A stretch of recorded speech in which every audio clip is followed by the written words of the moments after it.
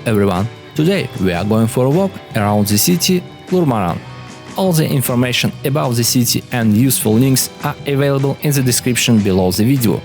You are welcome to join me and please enjoy your stay.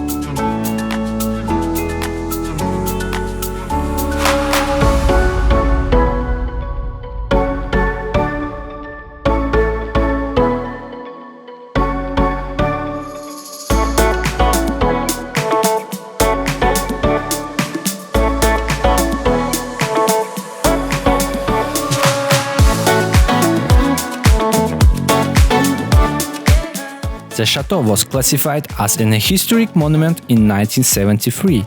The chateau comprises two distinct parts: a medieval building constructed around a courtyard in the 15th century and an elegant Renaissance wing dating from 16th century. Apart from its exceptional architecture, including a remarkable double spiral staircase, the chateau houses a fine collection of art and furniture, which belonged to Robert Laurent Weber, who saved the chateau from destruction in 1920.